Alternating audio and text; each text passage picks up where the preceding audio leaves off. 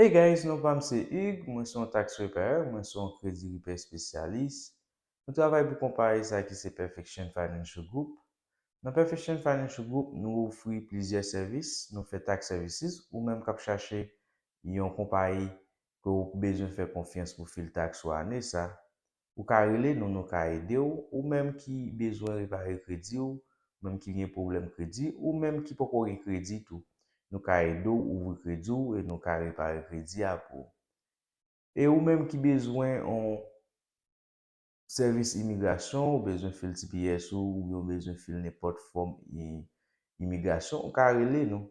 Nou ka fè servis sa pou. Nou se yon noter nan Etat Floride, nou notarye dokiman, nou fè mobile notary, sou menm nepot koto e, nou ka ven koto pou nou notarye dokiman pou jos rele nou, epi nap bo servis la. E avantaj ou gen lò se kliyan nou, nou pa chajou pou notary, pou nou notarye an dokiman pou. Bienveni sou rubrik sa ki se sord we konen. Jodi a mwen vin fon ti pale anko de importans gen le ou gen yon bon kredi isi dos Etats-Unis. Le ou bon kredi isi dos Etats-Unis, an pil pot ouvri pou. Pou ki sa? Paske bank yo for konfians. Lo gen bon kredi, sa vle di, bank lan we ou gen ase de maturite ou gen ase de mwayen pou jere sa wap vin chache nan men nan. Par exemple, sou wap vin chache yon loan nan men yon bank la premye sa l fè, li cheke kredi ou, sou go bon kredi, wap wè ou apouve otomatikman. E sou pa gon bon kredi, tou wap wè yo ka djou ou pa apouve pou loan nan, ou bien yo bon lot parol, ou bien whatever sa yap djou la, but lo gon bon kredi, li pi fasil pou. E lo gon bon kredi tou, nepot loan ki ou apouve pou li, wap toujou wè ou genyon intérêt ki aproprié. Par exemple, son moun genyon kredi ki lo, e ou même ou gon kredi ki, un bon kredi, sou acheton machine nan même prix avec moun ki gen kredi ki pa bon, wap wè intérêt moun ki pa gen kredi ya ap paye sou machine nan, ou même ki gen bon kredi ya, wap preske paye, moun na preske paye 2 fois kob intérêt que ou même ki gen bon kredi ya. Ça te fait ça. Lò bon kredi, bank lan li fò konfians. Bank lan wè kob li ya, sil bo kob li ya, wap remet kob li ya nan sans discussion. Et c'est tout analyse sa yo fè le a bon kredi. Ou même ki pa gon bon kredi, sa blan pou ki sa bank lan li charge ou plus intérêt.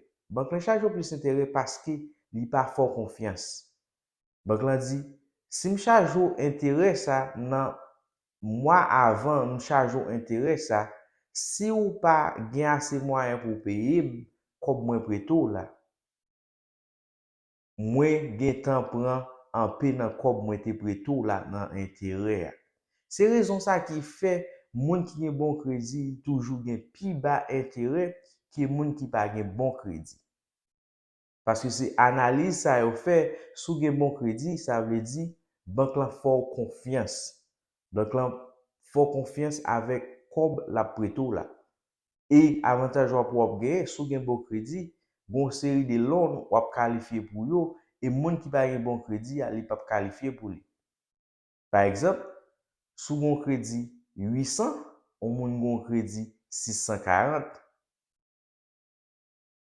sou alon kote pou al acheton machine, sou alon dealer pou acheton machine, se ou même ya premier qualifié pour loan nan, paske yo fò confiance, paske ou gon bon kredi. Et bon kredi ou la veut di que ou gen maturité, ou gen responsabilité la kay ou ap paye whatever kob bank lan preto la. C'est ça bank lan mette nan tête li. Se yon nan raison mwen encourager en pile moun, en pile client nou yo, pour yo toujours checker kredi yo, si gon problème, pour yo ka toujours wel, parce que gen en pile moun ki pa checker kredi yo chaque jour ou bien chaque semaine. Mwen encourager nous pour nous checker kredi nou chaque at least 2 fois ou 3 fois dans un mois pour nous ka wè comment qui activité qui gagne dans crédit. Parce que pas oublier me dit nous dette créer richesse. Sous pas un bon crédit, yo pas prêter comme ça veut dire pas faire dette.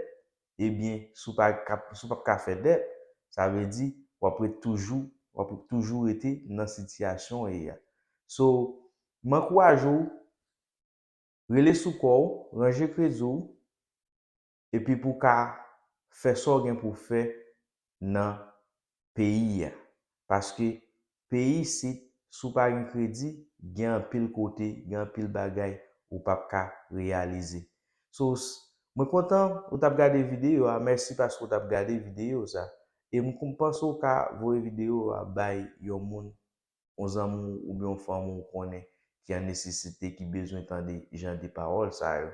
So merci et n'attendons pour une next vidéo, n'attendons une next vidéo. Merci.